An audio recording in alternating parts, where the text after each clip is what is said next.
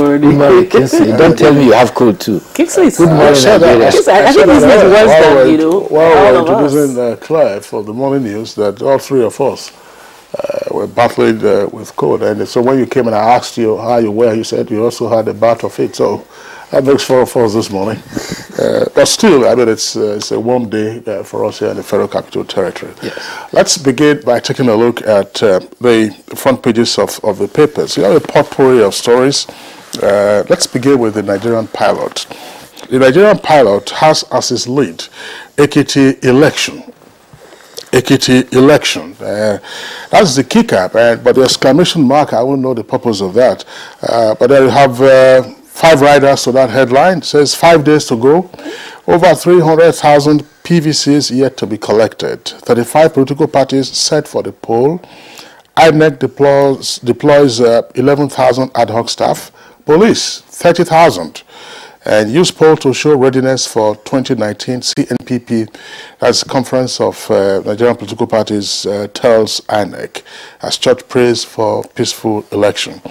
And then above the that headline, that story, you have 2 others there. National Airlines set to take off December. That's December 2018. That's according to the Minister of State for Aviation. We have no land for ranching. Southeast governance. That is also there. And then below the photograph, on the front page, you have other stories. Serap urges Buhari to probe governance over security vote. And then a window of other headlines at page 7. The story is in greater detail, but the headline reads, FCT, that's the Federal Capital Territory, emerges Nigeria's 4th most populous city. And this is attributed to the National Population Commission. Population growth rate of the FCT is said to be about 7.1% annually. And federal government orders clamp down on criminals as insecurity worsens. Corruption, bane of Nigeria's progress, that's according to Supreme Court Justice. Otom, Gamade and others to dump APC, ISDP. Ondo First Lady recounts 21-year battle with breast cancer. Page 5.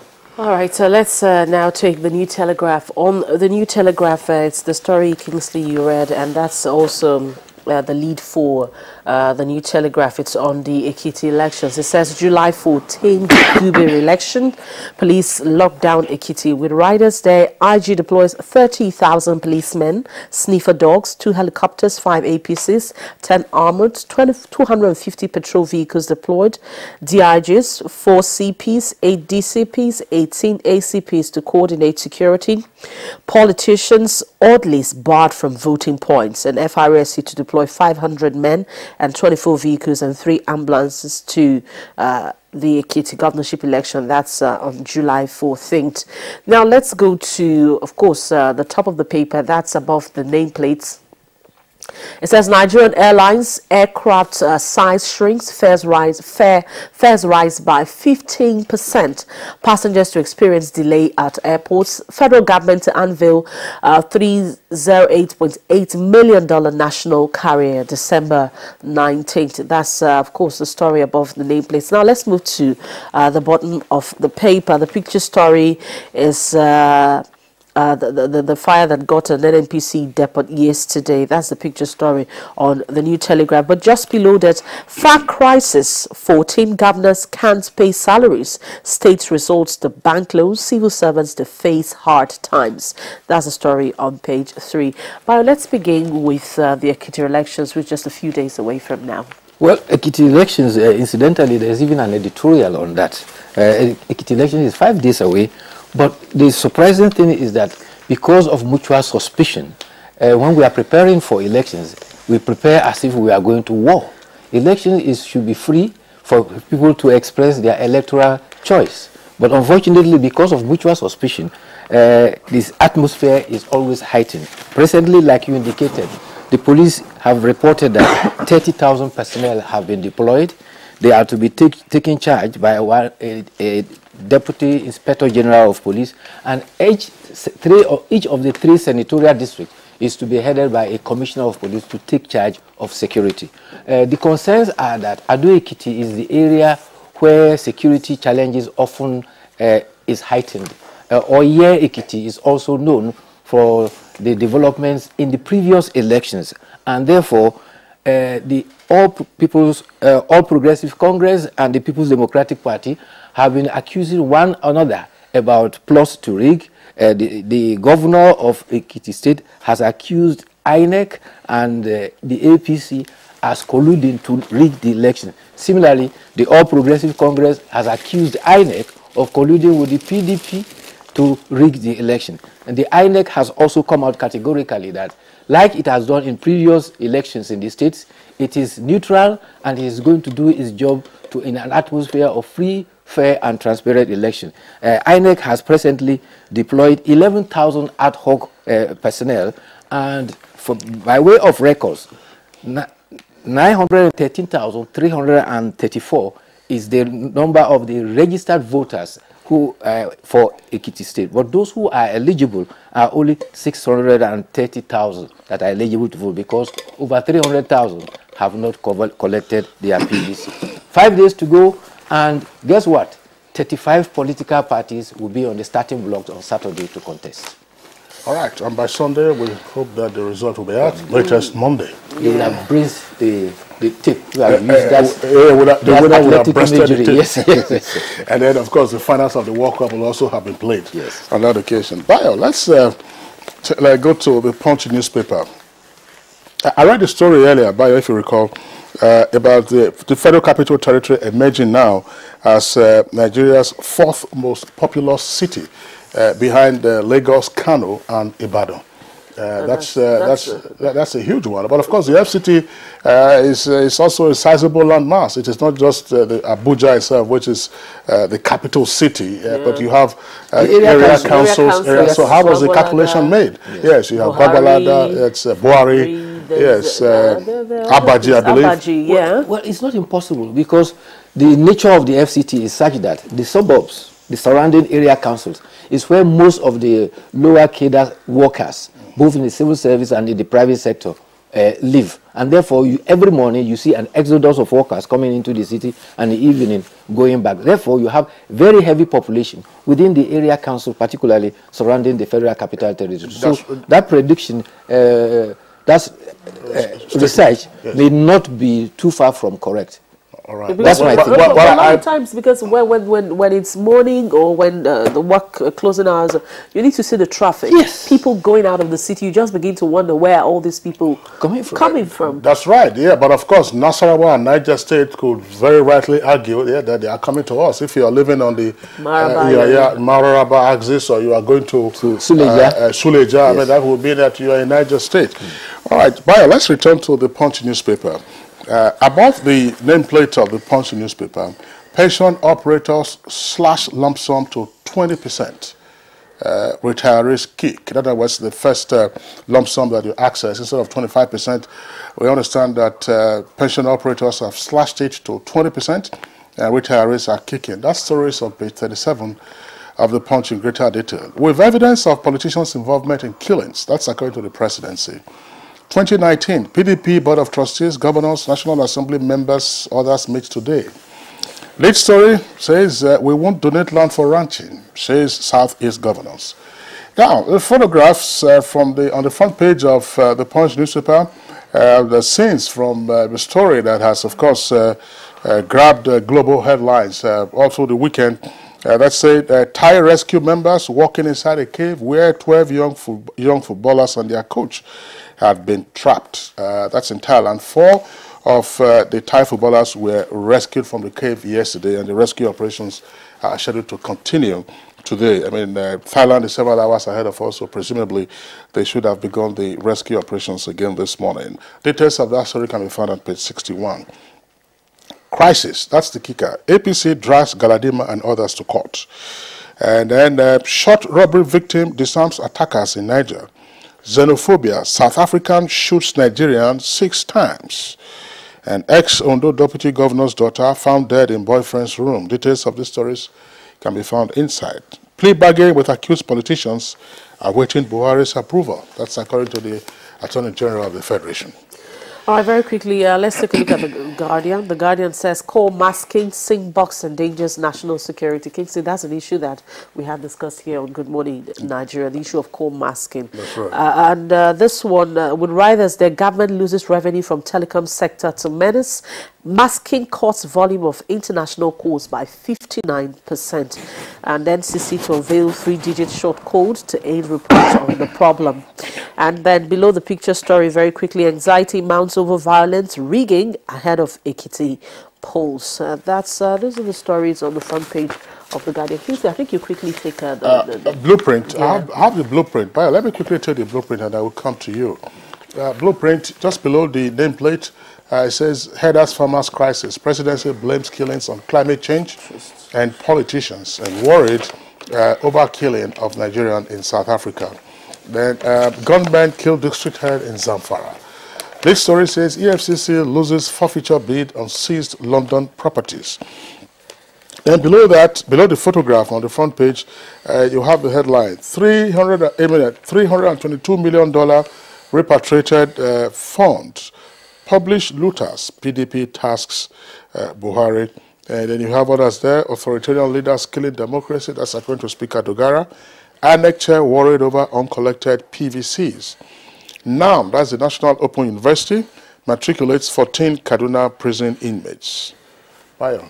Yes, human interest story. A Nigerian by name Ozumbato Chukwu Lawrence has again been shot dead in South Africa. This occurred just 3 days ago. You will recall that the Minister for Foreign Affairs and his South African counterpart recently met, and they said they were going to do something drastically about the xenophobic killings that is happening in South Africa. Regrettably, this has happened again, and the Nigeria consul in that part of the South Africa, David Abraham, has called on Nigerians there to remain calm and also called on the South African authorities to unravel the mystery surrounding the man who came into the home of the Nigerian, invited him out and shot him point blank. Meanwhile, the issue about land not being available in the Southeast has been raised by the governors of the Southeast. They met at an emergency meeting and have also proposed meeting with federal security chiefs, leaders and farmers as well as herdsmen. This is to stop the increased movement of herdsmen that have been identified to prevent any incidences of clash. And the governors, whose chairman, Governor Umahi of Ebonyi State, has decried the huge sums of money spent by governors to settle farmers whose crops and farm activities has been disrupted by herdsmen. He says low land has been donated in the zone for ranching. We don't have enough land for the people, let alone for ranching. The forum also has reiterated its concern about the OCAR resolution of the governors and the Igbo leaders that restructuring is the only way forward for Nigeria. Talking about the police also, the update about police is that you recall that 7 policemen were shot at Galadimawa and Abuja suburb.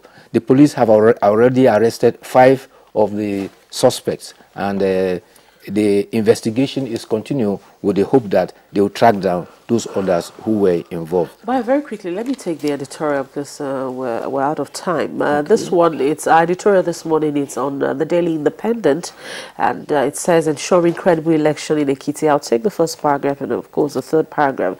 It says, on Saturday, July 14, 2018, voters in Ekiti State will be going to the polling booths across the state to elect persons that would direct the affairs of the state for the next 4 years. Now, if you go down to the third paragraph, it says, is INEC fully prepared for Ekiti 2018 election on Saturday? The outcome of the staggered Ekiti governorship election and that of Osun State on September 22, 2018 will determine whether or not INEC can cope with the monumental challenges that would arise before, during and after the 2019 general elections. We already discussed Ekiti elections. We've talked about the quantum of policemen that have been deployed and the personnel by INEC that has been deployed. The editorial, however, got it wrong. They said about 20,000 INEC personnel have been deployed to Ekiti. INEC gave a figure of 11,000 ad hoc staff that will be involved. But the critical point to note is that people are anxious because of the elections, and you recall that 4 years ago, Ekiti election came just before that of Osun, and this time around, because their 4-year cycle term is ending, Osun's election is due to follow up in September. The same anxiety is being expressed because the politicians are at best at doing what they know how to do best. Sometimes raising false alarm, sometimes also pointing out to areas of anxieties. But however, while they point accusing fingers at their opponents, most often than not, the other 4 fingers point back at them. I think if all of them get their acts together and create an atmosphere where everybody can vote freely and there can be free and fair election and transparent election, the nation will be better for it. All right, Bayo, thank you very much for that review. Unfortunately, we won't have time to discuss it, but I just want to pull this out as teasers. The story out of Thailand with regard to the efforts to rescue the boys teenage boys and their coach, who have been trapped, in a cave for over 2 weeks. But the bottom line relates to the fact that the premium that the society places on the value of life will also determine how the rest of the world responds to you. Yeah. It isn't just Thailand alone that is involved in this rescue operation. Yes. You have international efforts, that have come in from the advanced world to say, look, let's rescue these boys. I do not have access to Thai media with regard to what statements the locals are putting out, but you can be sure in some other jurisdictions that perhaps you and I are familiar with. By now, questions that would have been raised. It's the cave, a football pitch. What were they doing inside there? How did they get there? What are they doing there? Were they going to use them for rituals? People will be issuing statements. In the meantime, the cave will get flooded and nobody will be rescued. The boys will be drowned and nothing happens. 12 players, the 12 young boys and their coach. And you see the amount of resources that have been deployed to get rescued. I think there are huge lessons to learn from all of this. The president had made a comment about that and also wished the Thai people success in the rescue of those boys. That's right. And our producer just also reminded us that one of the divers passed away at the weekend, unfortunately. Unfortunately. But the efforts to rescue the remaining boys, those efforts are continuing. We also saw that some years ago with the Chilean miners who were trapped underground. Yes. All right. So, Bayo Tebe, thanks a lot for being around with us today. We'll see you tomorrow. It's Good Morning Nigeria. We'll take a short break now. When we return, we'll be discussing Executive Order number 6 and how to deal much more decisively with corruption. Hate speech is not a joke. It incites genocide and crimes against humanity. Most of Africa's civil wars are caused by hate speech from one tribe against another. We don't want it here. The Nigerian government stands firm against hate speech. Under no conditions whatsoever should we tolerate or excuse or justify hate speech or hateful conduct of any kind, especially where such is illegal. There's no doubt that the resurgent push for separatism, as well as the rising cases of ethnic and religious disharmony, are all traceable to the growing phenomenon of hate speech. One nation bound in freedom, peace and unity. Nigeria, one nation, one people. This is a public service announcement brought to you by NTA. Dettol team is visiting schools to teach children how to protect themselves from diseases. Do you know how we get illnesses like diarrhea, cough, and cold? No! They are spread through germs which are everywhere. You collect germs that cause diseases. You pick up germs from any surface, like when you don't wash your hands after going to the toilet, while playing. And then you can get sick because of germs. That's why you need to fight germs to stay healthy by washing your hands and taking your bath with Dettol soap to protect from up to 100 illness-causing germs. Wash, wash, wash your hands. What you have to do is bath yourself. Dettol soap every day. Wash, wash, wash your hands. Psst, you in the air-conditioned office with the itchy throat. Strepsils. Girl in the spotlight with the raspy throat. Strepsils. You in the pollution. It's you. Dry throat. Strepsils. Hello in the downpour with the scratchy throat. Take Strepsils. Strepsils, with its soothing medicinal ingredients, will heal the harm done to your throat from external factors. Strepsils. Strepsils. Strepsils, for a dry, itchy, raspy, scratchy throat.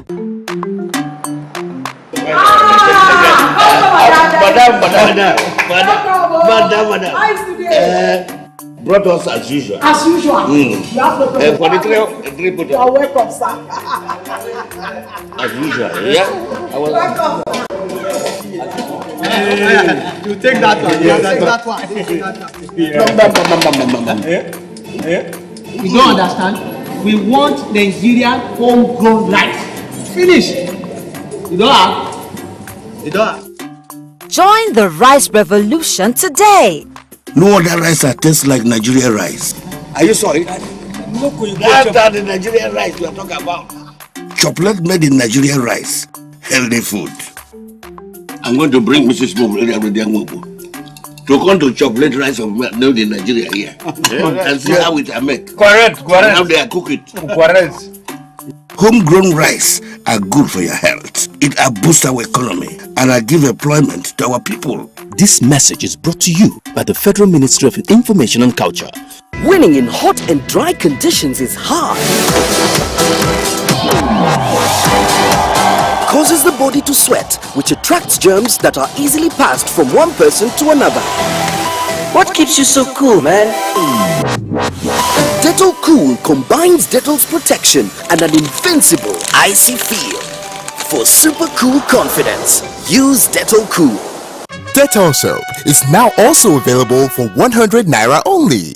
The NTA Television College Jos admission forms for diploma program in film and television production, television engineering technology, broadcast journalism, and degree programs in mass communication, television journalism, and mass communication television production is now on sale. The sale of forms will commence 14th May and run to 13th August 2018 at the cost of 7,500 Naira only per form, payable through the remitter platform in favor of NTA Television College Jos. Forms can be obtained from all marketing offices in NTA State Capital Stations, zonal centers, Training Directorate of the NTA Headquarters Abuja, and the Office of the Academic Secretary of the NTA Television College. Applicants are required to possess 5 credits in GCE, SSCE in relevant areas of study, including English and Mathematics, in not more than 2 sittings. All completed forms attached with photocopies of credentials must be submitted on or before the 13th of August 2018 to the stations where the forms were obtained. For further inquiries, please contact the Office of the Academic Secretary on these numbers. Announcer, Registrar.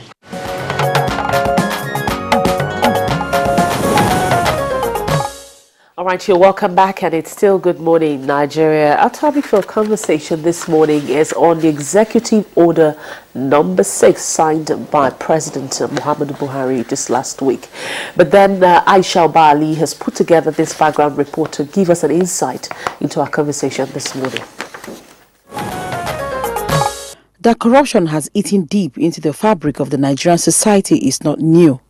What has remained a challenge is how to rid the nation of corruption and get back resources that have been stolen from public treasury by successive public officials. Even before assuming office, President Muhammadu Buhari has expressed his disdain for corruption, which he says must be dealt with in order to preserve the sanctity of the Nigerian state. The war against corruption has been fought with vigor, and the momentum has only increased with many convictions and recovery of billions of stolen monies and assets, especially within the last 3 years. While many cases are still ongoing in various courts, the popular saying that corruption fights back when challenged seems to be playing out, where alleged corrupt persons appear to be pushing hard to evade justice or even retain assets they allegedly acquired through corrupt means. This is why President Muhammadu Buhari, who has been galvanizing efforts of African leaders in his capacity as the anti-corruption champion of the African Union, has decided to take the battle to the next level with the signing of the Executive Order number 6. The order, according to the President, is necessity to stop owners of such assets from further using their proceeds to pervert the course of justice or sponsor acts that can be injurious to the state. He described the order as a platform for counterattack, which effectively translates declaring an emergency on corruption. Even though this is not the first time such orders have been issued, observers are concerned that such declarations in the past were not implemented. Others are concerned about the details of the implementation, as well as the issue of legality that could arise thereof. The question is, to what extent can this order deal the desired blow to corruption? What are the challenges that are anticipated in the implementation of this order? These are some of the questions our guest on Good Morning Nigeria will be answering shortly. Thank you very much, Aisha Obali, for that background report. Indeed, we have guests already to do further justice to this subject matter. First, we'd like to welcome at this time Mr. Biodun Aikomo. He is the Special Assistant for the President on Financial Crimes. Of course, he's domiciled in the office of the Attorney General of the Federation. Mr. Aikomo, pleasure to have you on the program this morning. Thank you. Good morning. Okay. And then also here with us is another regular face on Good Morning Nigeria, Mazi Afamosigwe. Mazi Afamosigwe is the former Secretary General of the Nigerian Bar Association. Welcome, Mazi. Thank you so very much. And we also have with us here in the studio Professor Sadiq Rada. He's a member Presidential Advisory Committee on Anti-Corruption. It's good to have you join us this morning. Thank you very much. Good morning, Nigeria. All right, and we have joining us from our Benin Network Center, Reverend David Ugolo. He's the Executive Director, African Network Environment and Economic Justice and convener of the Nigerian Network on Stolen Assets and Pre-Global Forum on Asset Recovery. He's joining us, as I said earlier, from our Benin Network Center. Good morning, and thank you for joining us. Let's begin this discussion with Mr. Biodun Aikomo, who's the Special Assistant to the President on Financial Crime, domiciled in the Office of the Attorney General of the Federation. For the purpose of better understanding for our viewers, would like you to give us a background of what the Executive Order number 6 is all about. What is it? What is the main content of this Executive Order? Okay, thank you. Let me start by saying that the issue of corruption in Nigeria has been overemphasized, and there is no point to still talk about it. There is a consensus everywhere that corruption is our problem. There are so many challenges facing the Nigerian state, but the key problem that we have identified, without iota of doubt, is corruption. And this government, the government of President Muhammadu Buhari, from the time of campaign, from the manifesto of the party of APC, has focused on 3 areas of concern, which is anti-corruption, economy, and security. So, seeing that corruption is a very serious issue that is threatening the continuous existence of Nigeria as a country, the government, upon inception, started immediately to deal with the problem through a number of policy programs. The BVN program, ensuring the strict implementation of TSA policy, and a number of other things. Now, after 3 years of this administration, the president felt it's a good time to review our performance against set objectives, against the promise we made to Nigerians, against what the president would like to achieve at the end of the administration. And one of the challenges that we have identified is that we have not been able to record, based on performance index that we set for ourselves, we have not been able to achieve what the president desired at this point in time. Now we had to review the policy on anti-corruption, and that is the reason why the president came up with this Executive Order number 6, to deal with assets connected with serious corruption, in the sense that it is very, very wrong to allow anybody who is involved in a case or investigation involving corruption to still be dealing in the assets as if nothing is happening. Because unrestricted access to such assets gives opportunity to allure, to pervert the cause of justice, and to compromise the system. Also, the asset can be frittered away. In a way, every courts are enjoined to protect their jurisdiction, even in civil matters. If there is a matter in court and it looks as if the subject matter of the dispute will be frittered away before conclusion or will become no more, so that the judgment of court will become a nullity, the court is under a duty to protect those assets. So that is what the president seeks to achieve by this executive order. All right, Mr. Aikomo, thank you very much. But give us a sense of executive order 6 in action. Okay. To talk about executive orders in action, I think it is important to foreground how government works in a liberal democracy. Like in Nigeria here, we practice constitutional democracy, where there are branches of government, the executive, the legislature, and the judiciary. They have constitutionally defined roles and responsibilities, distinct from each other. Nevertheless, those roles do not exist in strict compartments, like it's a watertight thing. There are areas of overlap. So while the legislature make laws, the executive interprets those laws, it is the function of the executive to implement those laws. And in implementing the laws, they make policies, they direct actions, they resolve crises, they resolve disputes within the executive powers, all in line with the statutes and the Constitution. So one of the ways through which the executive carries out the work of implementing the law is through executive orders. For example, the powers of the executive is vested in the person of the president. And the president symbolizes and typifies the executive. So the executive is then made up of a complex web of individuals and institutions. So in exercising that power of the executive, the president can issue orders, which is a command issued by the president to institutions of the executive, directing policy actions and strategy for implementation.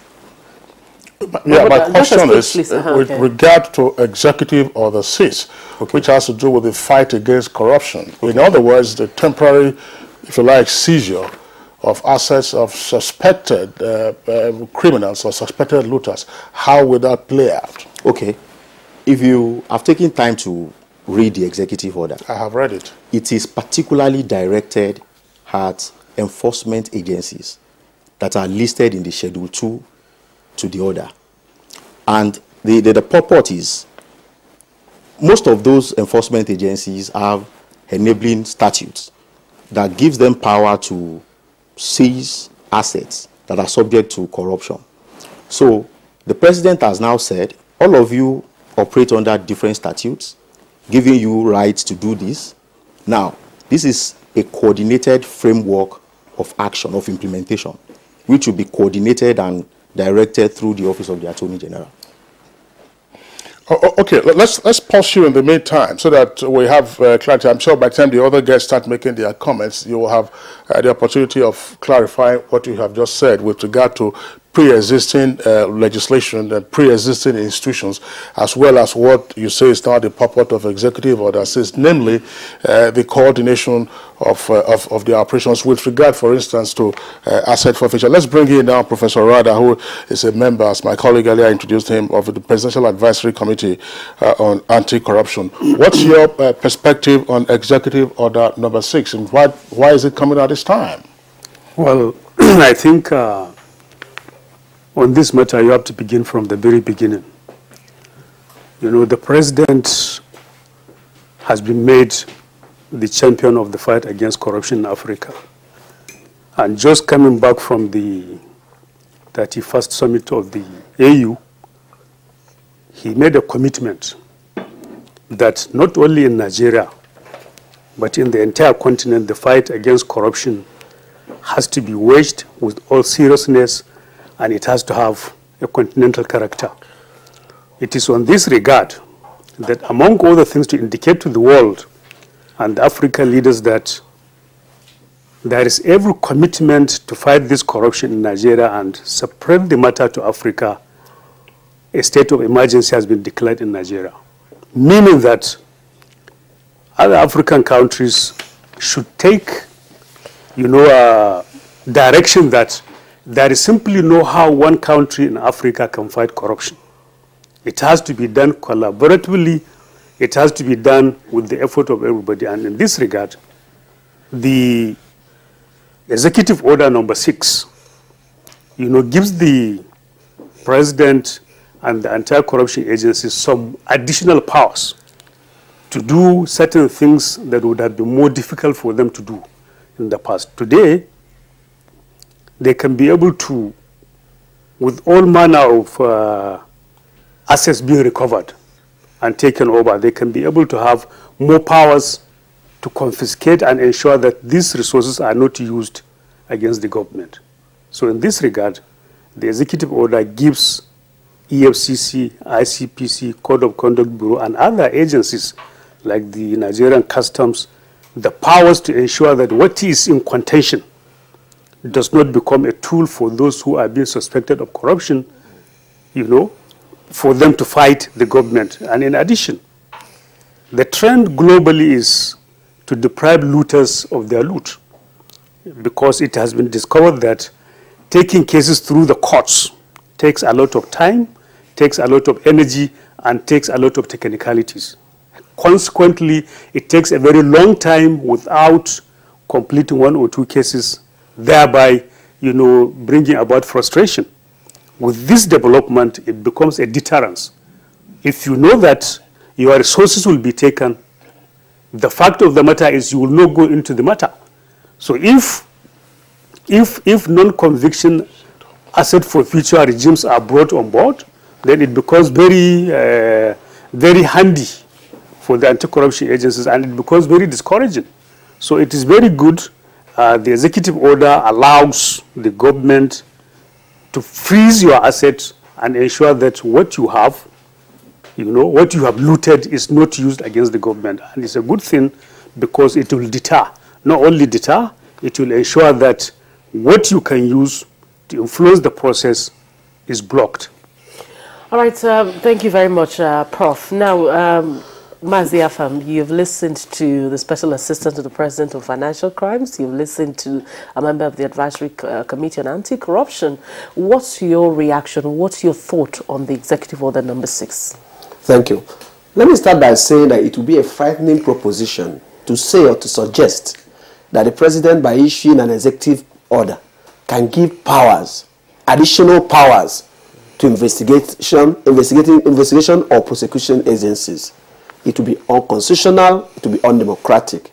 Well, it will be right to say that the President can, in exercise of the powers of the executive under Section 5 of the Constitution, to implement and execute laws made by the National Assembly or to implement the Constitution, to give orders or directions to the executive branch as to what to do, considerations, things they should take into consideration in the proper exercise of their duties and implementation of provisions of laws validly passed by the legislature. We must draw that distinction because the President lacks lawmaking powers. And the President can, under no pretense, hide under the guise of issuing executive order to usurp the powers of the legislature.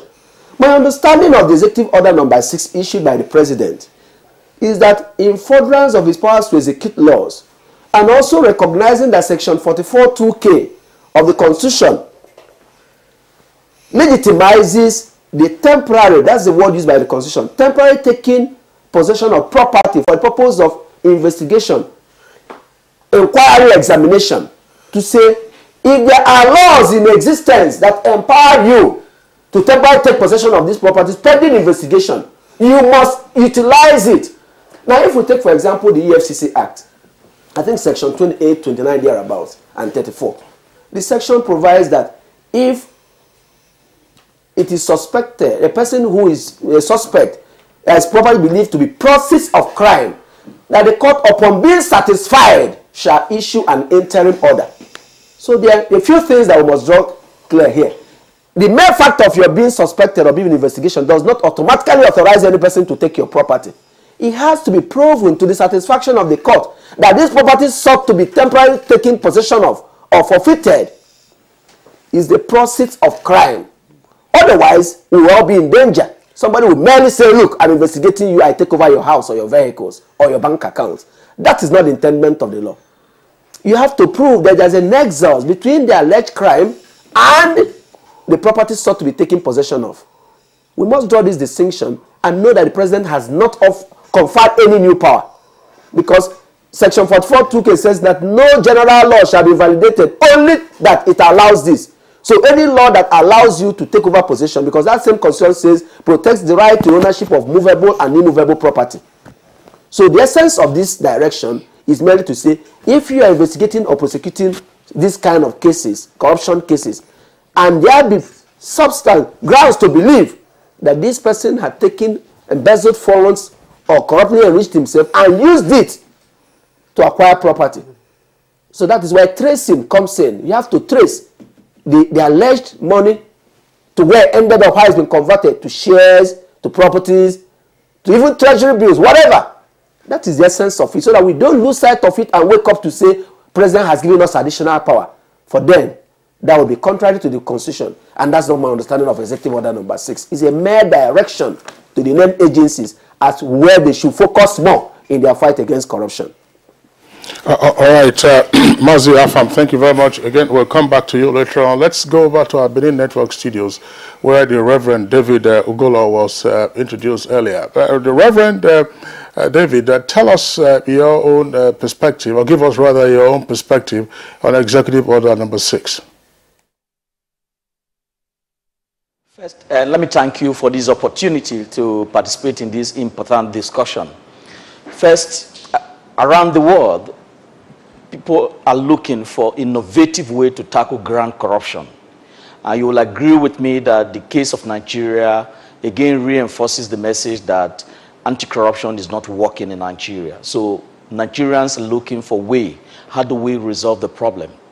And so the Executive Order 6 again placed before Nigeria provide that tool to tackle grand corruption in Nigeria. And some of us who have been working on asset recovery for the past 25 years, we do know that it will not be easy in Nigeria, particularly from those who benefit from the current grand corruption practice in Nigeria. And so the issue of constitutionality, we take note of it very well, but in implementing the Executive Order 6, there are things we do encourage the government to take into consideration. For instance, when the federal government released a list of looters, and you have a situation where APC brought their list and PDP brought their list, it misinformed the public. And that's the reason why we as campaigner, we are demanding that in implementing the Executive Order 6, there should be transparency and accountability. And for us, we acknowledge the importance of these two. It's not just only Nigeria that is taking this step in tackling grand corruption. Even in United Kingdom, they have now come up with what they call the unexplained wealth order. And the whole basis of doing this is looking for a way where those who steal public money or those who launder money across border have the responsibility to explain the ownership of the asset. In the case of Nigeria, where you have a civil servant having 20 hours in Abuja, is it incumbent upon that civil servant to explain how he come about those wealth? And the reason why we must support and continue to support this executive order is that it will help empower the law enforcement agency in Nigeria to take steps in ensuring that crime must not pay. And people who are in position of power, particularly the politically exposed persons who have so much power, who, you know, they have access to the judiciary, they have access to the best lawyers in the country. It will be difficult if you rely on criminal approach as a loan process to tackle grand corruption in Nigeria. So it is in line with the federal government commitment reached in the London Anti-Corruption Summit that we should begin to look for innovative approach in tackling grand corruption, that I think that Buhari have come up with this initiative. And there should be consensus around it. There's no doubt the issue of rule of law should be obeyed. The issue of constitutionality should be obeyed. But to say that there is no other approach rather than focusing on criminal approach is unacceptable. The implication of grand corruption in Nigeria is huge. The crisis you see in the Northeast today, the crisis you see in the Niger Delta today, they are all fallout of grand corruption. And the only way to go about tackling corruption is to look for innovative way and looking how do you unpack the asset. And how do you dislink the relationship between the owners who are currently in power? For instance, take the Senate president for example. He's so powerful. And what are we talking about when he was taken to the Code of Conduct Bureau? We're talking about asset. And the assets are visible in the country. But under technicality of law, people can exploit it and get justice. And justice in quotation. And so we should be very careful because the implication, we are all victims of the... Even those that are in power, they are also victims. And our challenge today in this country is to look for a way to build consensus around on how to create a framework where the law enforcement agency in the country will be able to take this asset from these people who are in power. And in taking it, we consider the issue of transparency I mentioned earlier on, the issue of accountability. For instance, the executive order, if you look some of the framework that is there, there is redress mechanism in the executive order. If asset you really think you are the owner and an order is taken, you have a right to approach the court to seek redress. And so we should build coalition around the executive order to see that it becomes a tool for the government, the people of Nigeria to tackle corruption. All right, but the Reverend David Igolo, thank you very much for your opening comments. But just to indicate, for instance, that you mentioned the Senate President's name, there is a Supreme Court decision already on that matter, and that is not a trivial decision. The Supreme Court has already freed him on the remaining counts or remaining charges that he was facing at the CCT. So whether or not there are other comments to be made on that, we can make those comments. But for the purpose of this conversation, let's return to Executive Order number 6 in operation. And so we'll bring in again the Special Assistant to the President on financial crimes. We were asking earlier, how will the Executive Order work out? You listen to the comments of the other guests, including Professor Rada and Mazi Afamosigwe. How will the executive order work out, considering the functions and powers and operations already of pre-existing anti-corruption agencies? Is it that somebody else would now identify a suspect's property and they say, okay, you know, a temporary forfeiture, and then you go to court? How will it work out? Okay. It is important to clarify, following from Mazi Afam's statement, that the President has not created additional powers or extended the statutory authorities and functions of existing bodies. What the President has simply done is to, within the powers of the executive, give directives on how those laws will be implemented. For instance, under the EFCC Act, under the ICPC Act, under the Customs and Excise Act, under the NAPTIP Act, and a number of other legislations, NDLEA Act, there are provisions for forfeiture of assets. And notwithstanding the constitutional guarantee of the right to own movable and immovable property, just like Mazi said, under Section 44(2)K, the Constitution recognizes that, notwithstanding those rights, their properties can be temporarily, access to properties can be restricted for the purposes of investigation. So the order has simply said, anybody, and like I said earlier, the order was directed to enforcement authorities to the effect that anybody, any person who is involved in a corruption-related investigation or case, you should do everything within the law, that is statutorily allowed, within the confines of the law, including getting orders of court to ensure that the properties implicated are protected forthwith so that they are not dissipated. And like I said earlier, the Attorney General, who has supervisory powers over prosecution in Nigeria, will issue instruments, circulars to all these organizations as to what to do. Now, it has become, for instance, if someone is standing trial for a criminal case involving corruption, it is possible that as a matter of prosecutorial discretion, maybe they didn't file an application to freeze, feeling it doesn't pose any risk. So that discretion is now being controlled by a central authority, who is the Attorney General, by the instrumentality of this executive order. So it means every person who is involved in a case involving corruption, as a matter of force, all enforcement authorities must ensure that they use the law that permits them in that regard to seek orders of court to freeze those assets. So from my understanding now, what you're saying is that even with the executive order, there will also be a court process that will allow for, and so that means we're almost like going through the same process as to which we're already saying that, look, the process itself already for the trial is long, and so if you have to go through another, of course, the normal process of having to for the person to forfeit the property temporarily or permanently, that could take so long. No, it will not take so long. For instance, under the EFCC Act, the application to court is ex parte.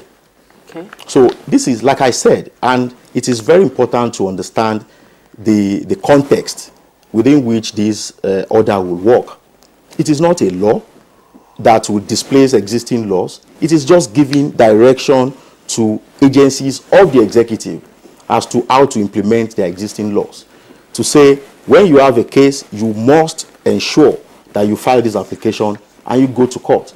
Under the executive order, it says, it uses the language of the Constitution, that anybody who feels that his right is likely to be, is being affected, should go to court. So the court will always be there, but the focus is on ensuring that assets are not frittered away and they are not used to influence the system. Okay, thank you very much. Professor Rada, I mean, the Presidential Advisory Committee on Anti-Corruption, one of the executive agencies, created to advise on the fight against corruption. From the operations of your committee, to what extent has it been frustrating having to contemplate, for instance, how persons accused of grand corruption have allegedly used those resources to either frustrate or otherwise compromise the prosecution and their conviction? Yeah, well, actually, you can say very frustrating. Very frustrating in the sense that, senior lawyers are a problem. Why are senior lawyers a problem? Because, by and large, they go to cases because of the money they can get. So in this regard, you can say the capacity, the ability for you to loot and keep the loot and then go to court using the same process, while the government has not so qualified, not so exalted lawyers, people who have looted the treasury are using the same funds. So it's quite frustrating because it's not a balanced, a level playing field for the government and the looters. And it's an irony in the sense that somebody who is accused of looting the treasury is trying to have an upper hand over the government. It's very unusual, and it can happen. It can only happen in countries like Nigeria. So I feel that's why the word state of emergency is very important. And under state of emergency, many things are used unusually to solve unusual problems. This is a very unusual problem that has really crashed this country, and you require unusual ways, but of course lawyers will say within the law, and I believe within the law, but it has to be done in a very drastic manner, because without using certain things that are very, I have told you that the world over today, nobody wants to rely too much on the courts, because it is clear that going to the courts as far as the fight against corruption is concerned delays the process, frustrates the process, and in the end, of course, the will of justice is very slow. The justice is served slowly, but it can be made better. It can be improved. And that is why many countries are now relying on what is called non-conviction-based asset for future. And in that regard, you target the property in contention, not the person, because once you arrest the person, there will be hues and cries regarding human rights of the individual. But if you go after the property, confiscate it, let him or her prove how they got the property. Therefore, it's quite frustrating, and we have been saying that we better fight this corruption in peace, or we'll fight it in pieces. Everybody benefits if this corruption is rooted out. Therefore, all these technical issues about the constitution, I mean, executive orders were issued in this country. Why was it that lawyers were not shouting when the ease of doing business was brought in this country under executive order? Why were lawyers quiet? Why are people shouting and shouting on top of their voices in this country using the legal profession only and only when the issue of corruption comes on board? We smell a rat. Therefore, let's fight this corruption. Corruption has crushed this country. You can look at what has happened in the Northeast. Because of corruption, money meant for buying arms to protect the lives and properties of people were stolen, and the communities have been crushed. We have IDPs, and still, the food supplies meant for the IDPs have been stolen. What manner of inhumanity from man by man? We made communities vulnerable. People were crushed away. We have IDPs. We have too many orphans now in the Northeast. But the supplies meant for them are also stolen. I mean, how can you solve this problem with the kind of courts we have in Nigeria and with the kind of lawyers we have in Nigeria? It's not going to work.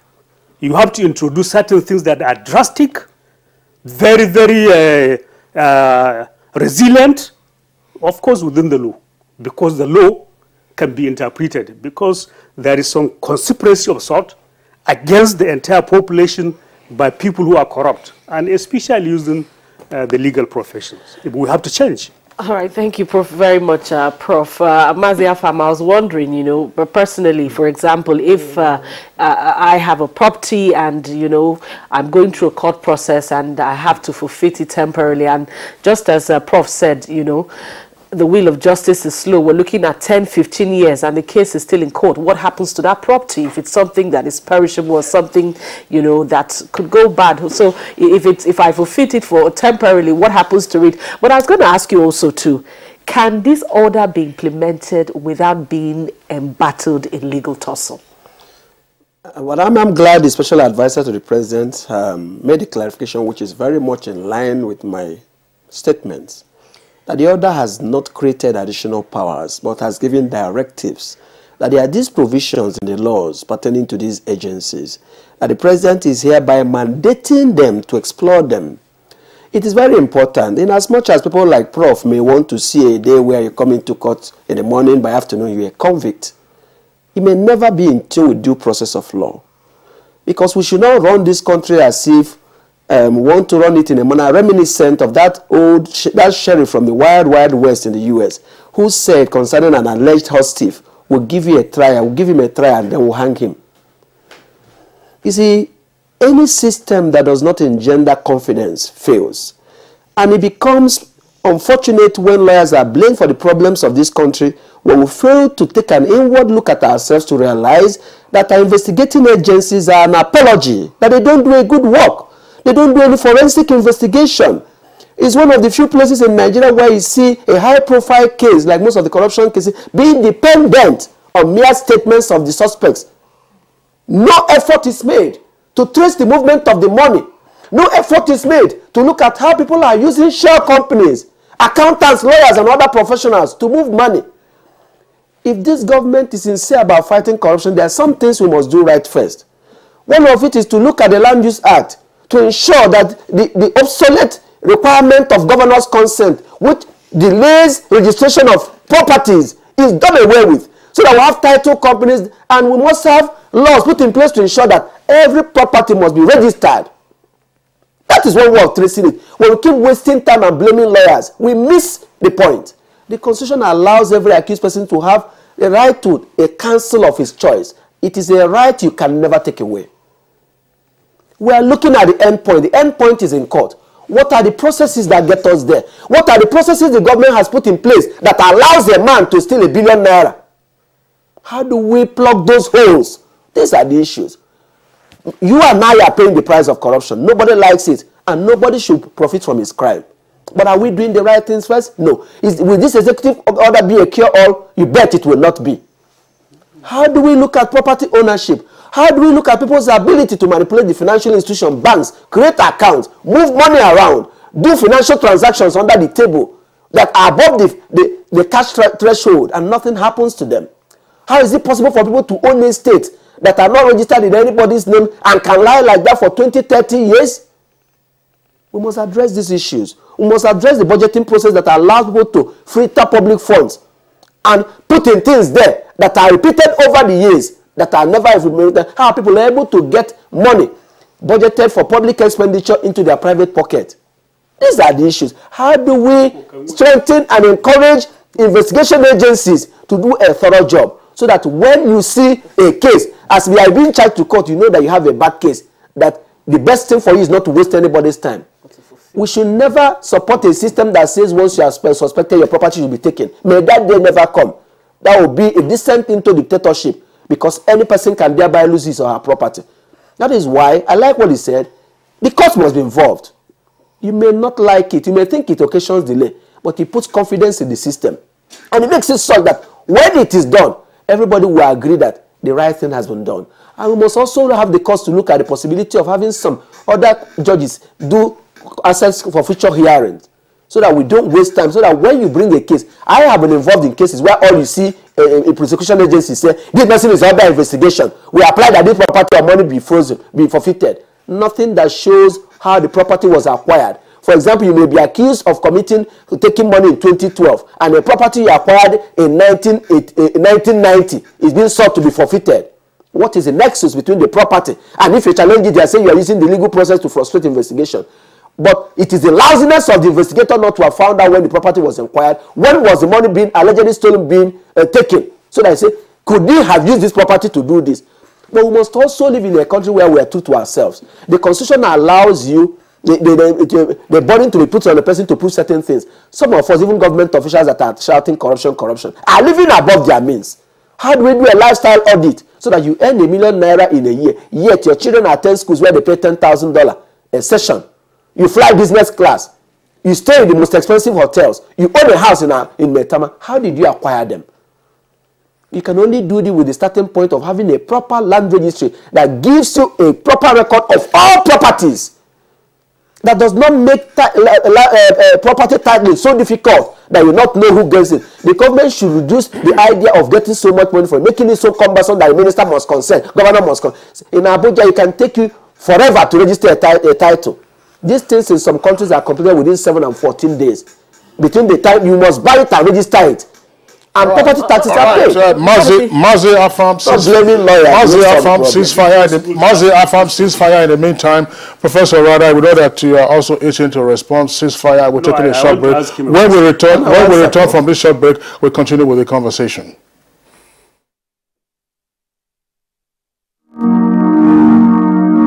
Nigerians. Suicide bombers are not spirits. They are not ghosts. They are human beings like you and me. They live amongst us. They are your neighbors. They are your friends today, but terrorists tomorrow. So you must know your neighbor now. Security begins with you and me. Know your neighbor. Be vigilant. Be security conscious. Report suspicious persons, objects and movements to the police and other security agencies. The security of our nation is a duty for you and me. If you see something, say something. Nigeria, unite against terrorism. This message is brought to you by the Federal Ministry of Information and Culture. You in the air-conditioned office with the itchy throat. Strepsils. Girl in the spotlight with the raspy throat. Strepsils. You in the pollution. It's you. Dry throat. Strepsils. Hello in the downpour with the scratchy throat. Take Strepsils. Strepsils, with its soothing medicinal ingredients, will heal the harm done to your throat from external factors. Strepsils. Strepsils. Strepsils, for a dry, itchy, raspy, scratchy throat. Oh boy, climb this thing now. Not be only to connect lights. Come you and yourself now. Now wow. Oh boy, come down now. Oga Kasali electrician who will look for this. Oh, Oga Kasali, come help us fix this wire now. Sorry, I no longer carry out illegal connection. It puts the lives of people at risk and can cause fire outbreak and disrupt power supply. I will never be part of anything that has to do with this any longer because change begins with me.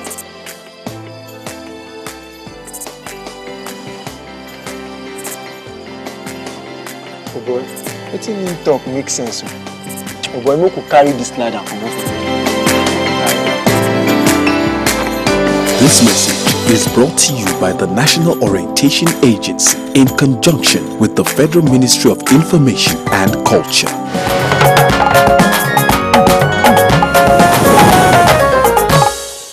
All right, you're welcome back, and it's still Good Morning Nigeria, reaching you live on the network service of the Nigerian Television Authority. Now, we understand that you may be having some challenges in getting your comments across to us. We're trying to resolve the network connections with regard to our Twitter handle, which you always see at the bottom left-hand corner of the screen at ITA GMN. We know that our engineers are trying to sort that out. But just before we go back to Benin, where the Reverend David Ugolo is, Professor Rada, before that short break, was itching to respond to some of the comments made by Mazi Afan very quickly. Yes, my concern and my worry and my fear is that professionals, especially bankers, lawyers, accountants, auditors, are really making the fight against corruption very difficult. And we have had the lawyer here discrediting what was in the practice before the executive order. Now we have an executive order and it's been discredited. Can he recommend to Nigeria what alternative we have? He has accepted, and the government has really agreed that the existing program we have to fight corruption is not yielding the results. The executive order has come on board, lawyers are kicking against it. What next? Do we continue like this under this trajectory, or what solutions do they have? Okay, Professor Rada, thank you very much. One of the points I thought he talked about has to do with reforming the existing legislation on property. That has been done. I heard that. No, it's not been done. That's the part of what he talked about. In under committee, we have what is called guidance notes, intended to manage all assets recovered. No. It's not the management. We're talking about proper identification of property ownership and so on and so forth. It was talking about consent. These are constitutional. These are provisions in the Land Use Act, and of course, to alter them, you have to go back to the Constitution. Yeah. But let's pause you in the meantime, Professor Rada. Of course, Mazi Afan will have the opportunity of responding in greater detail to what you just said. But Reverend David Ugolo, again, you've listened to the guests here. Tell us something again from what you know, because you say you have a quarter-century experience in asset recovery. What, from your somewhat frustrating experience, has been the mechanism for suspects of grand corruption to have been able to, as it were, circumvent the system, frustrate the system, and almost invariably get away with their crime? Yes, thank you. Let me say that I support what Mazi is saying, that the problem is not entirely that of the lawyers or the professionals in the country. There is an issue of incompetence in investigation in the country. Nobody will doubt that. And we also feel strongly that even with the executive order seized, if the federal government don't take steps to also strengthen the investigation system and the prosecution system in the country, the executive order will not also work. For instance, you will agree with me that the issue of property ownership in Nigeria need to be transparent. It need to be registered. They need to make it in a way that it becomes difficult for people to own house when you don't know the owner. So it is the federal government that have to take steps to do that. Then secondly, in the issue of grand corruption globally, it is clear that it's a huge challenge using traditional approach to tackle the grand corruption. And that's why countries like UK, Switzerland are beginning to look for a more creative way to get hold of the assets. And in the instance of Nigeria, we have the Proceeds of Crime Bill, which is currently in the National Assembly. The whole objective of that bill is to strengthen the asset recovery regime in Nigeria.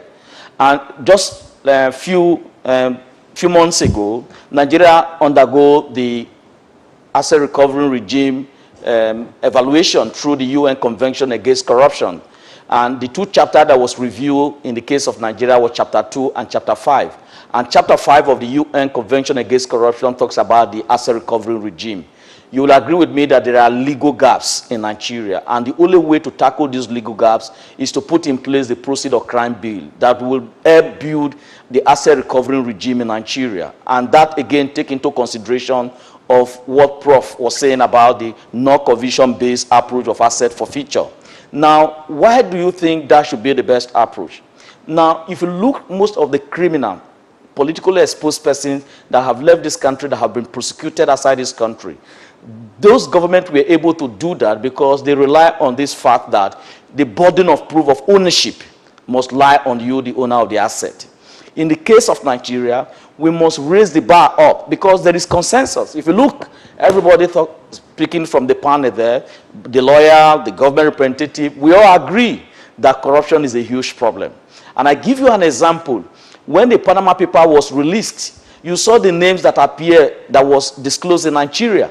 They were the people that currently control power in Nigeria. And once these people that you have seen that has mentioned in the Panama paper, they are so powerful, they are very influential.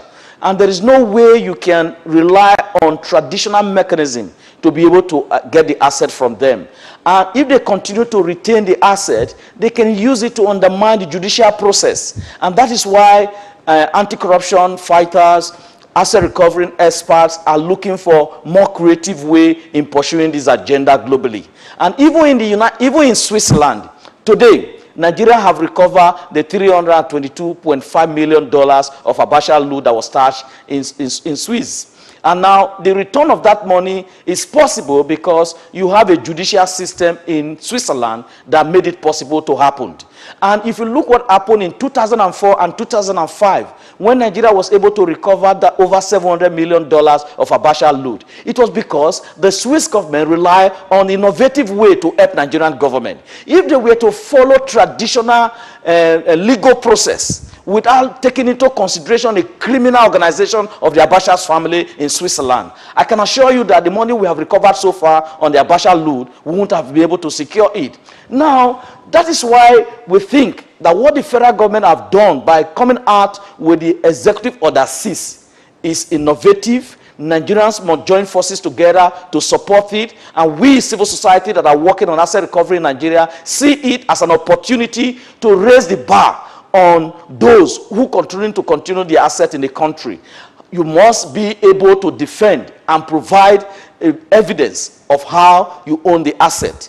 And the federal government must also take steps to empower the system because, one, the issue of asset declaration. I don't see any reason why citizens have to resort to writing through the FOI law to be able to access the asset declaration form of any political exposed leader. If I am from a state and I need to know the asset declaration form, to access that asset declaration form of the governor or the president, it should be accessible to the citizen. Because how do you empower the citizens to be able to play a role to help the government to checkmate corruption when the access to such basic information becomes very difficult?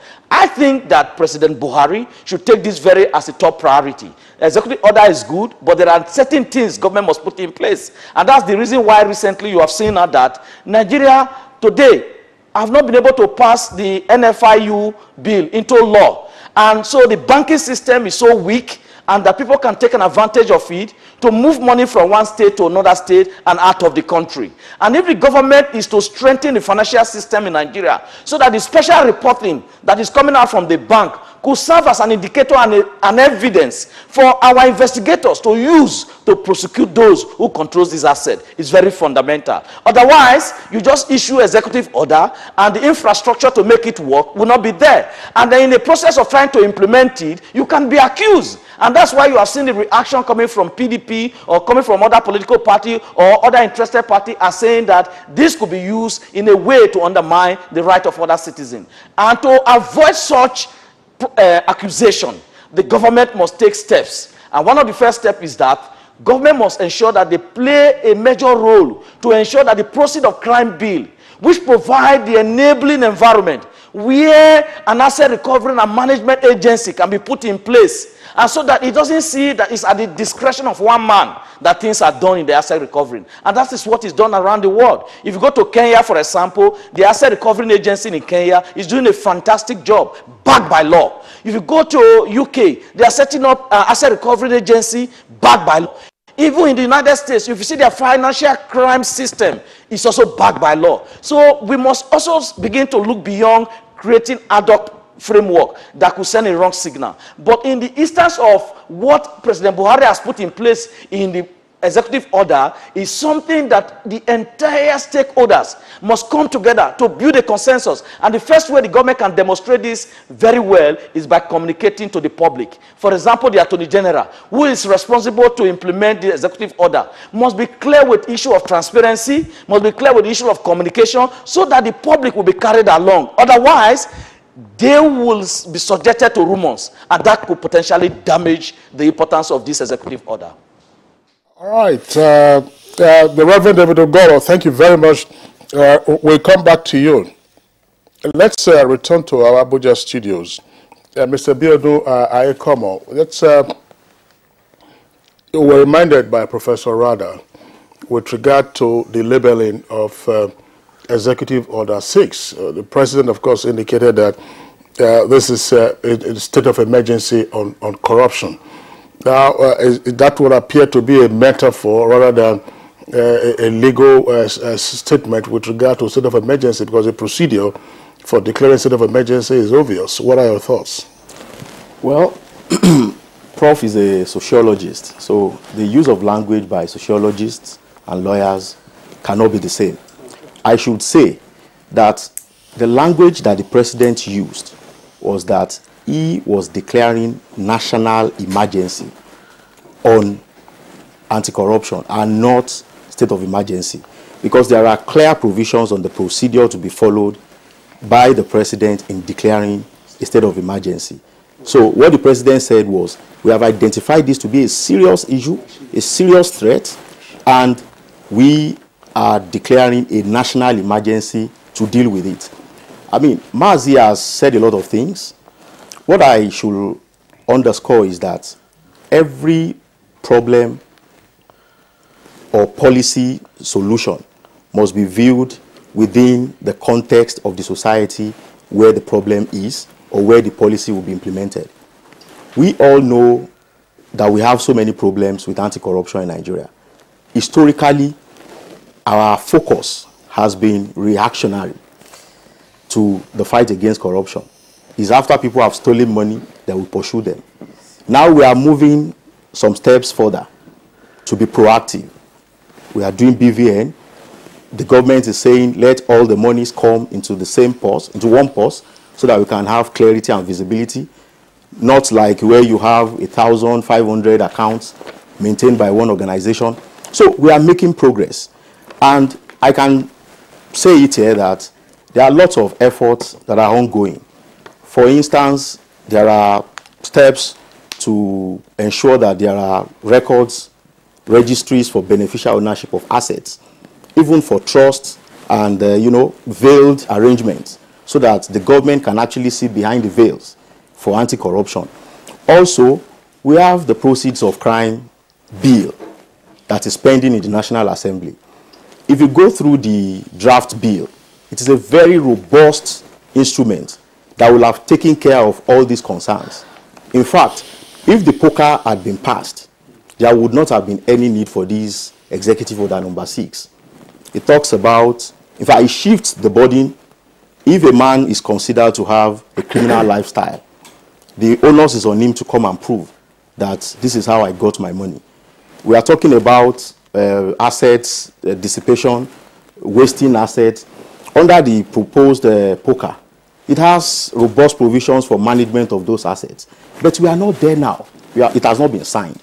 So, like I said earlier in my opening statement, every responsible government that wants to achieve something, if you are on a track, you have identified a program, you are dealing with it, it gets to a time you review your strategy, there must be a paradigm shift. You see, I'm a lawyer too. Maybe I should also say to Mazi, I'm not only a financial crimes expert. You see, when we talk about the idea of human rights, it is actually a harlot. It's at the discretion of everybody. The good people will claim human rights, the bad people will claim human rights. But the government must balance the right of, and interest of the citizens in the overall interest of the nation. So, is it the government that does the balancing or the law that does the balancing? Is that? Is it the government that does the balancing or the law that does the balancing? No. The law doesn't implement itself. The law will do the balancing, but some people will implement it. So in implementing, and that is what the president is seeking to do now. So corruption is a big problem. We have all these laws.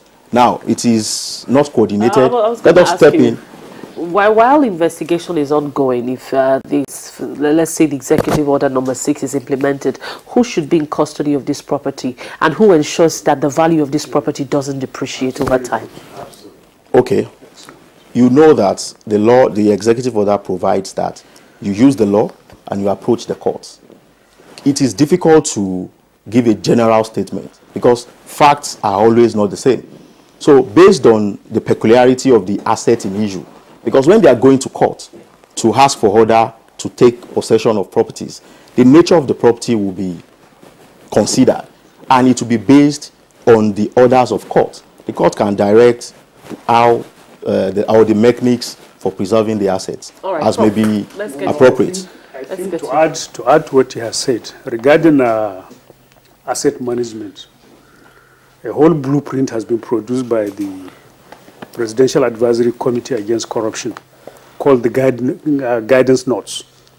And it has categorized all the things that are possibly going to be confiscated and how they will be conserved for two major things. One, to retain value. Two, if possible, to add value. It has been discovered that in Nigeria we are doing very well regarding confiscation, seizure, tracing, but we are doing very poorly regarding asset management. And that is the situation even today. Because if you look at Daba Hotel in Kaduna, it was a vibrant hotel, but because of litigation between the family of Abuja and the government, the workers were sacked. It has depreciated. So I think with this executive order, going forward, we must develop a very concrete operational framework of making sure that whatever is taken from the looters, suspected looters, is actually managed to maintain value and even add value. That is why under the Ministry of Finance, we have what is called Central Assets Management Committee. But that one is dealing with recoveries here and there, which is work in progress always. But you are going to have more recoveries now, or you are likely to have more recoveries now, coming from diverse aspects of our national life. So the challenge is going to be very enormous, and the earlier we get prepared on how to manage the assets, the better. Okay. I just need to clarify that. In the meantime, there is an asset recovery and management unit in the Office of the Attorney General, which the President approved. Because we have identified this challenge, so it's a bridge solution to the time the POCA will be passed. So, and the unit has been structured in such a way that they are transparent in the way they do their operations. But yeah, Professor I'm really concerned because this issue of asset management has not been taken very seriously in Nigeria, to be honest. Because we are too eager to confiscate, take over, but these things are really allowed to waste. We should, as a government, you see, as a government, let us develop actual concrete. That's why we should involve professionals. The proceeds of crime act. Professor Rada, just a minute, gentlemen. On Good Morning Nigeria in the past, we've had cause to discuss custody and management of assets recovered from alleged looters or even convicted looters. And then we've had prominent government officials appear on the program. There was a time they said the police had recovered something, EFCC had recovered, ICPC had recovered. You had all kinds of agencies that were recovered, and there seemed to have been no proper arithmetic as to who had what and so on and so forth and what was being done. Going forward, I believe that your suggestion, of course, will be noted by the appropriate authorities, particularly as your committee is also drawing up a framework. But let's get, what is it you want to say now? You may recall the president set up a committee to reconcile all these recovered assets, and the committee has submitted its report. So I know that efforts are ongoing to deal with these things. Submitted its report with regard to what? Is it to the mathematics? No. What has been recovered or the management? To harmonize, like you said. That's identification. They have identified. We are talking of management now. No. We said under the Proceeds of Crime Act that is coming, there is a robust organization. I said in the Ministry of Justice, for example, the president has approved the establishment of an asset recovery and management unit, which is working. Okay, well, thanks a lot. Mazi Afam, your thoughts? Well, I'm glad it's coming on because we're emphasizing on asset recovery for future. Without putting the building blocks in place, who will manage them? Littered in many parts of Abuja properties, marked EFCC, keep up. Some have been like that for 5-10 years, wasting, probably some taken over by miscreants. Because we can't be talking about taking over these assets without having the agency in place. And it's not enough to say a unit has been put in the Ministry of Justice. It should be an independent agency. Extra ministerial maybe, but with enough staff to be able to take inventory of these assets. Where there are properties that are not occupied, maybe put tenants in possession of them. Make money for while the litigation goes on. If we don't do this, if suddenly all agencies start confiscating, we'll have so many properties that will go to waste. Go to many police stations, vehicles recovered, nothing being done. At times, no records, proper records, cuts all over the place.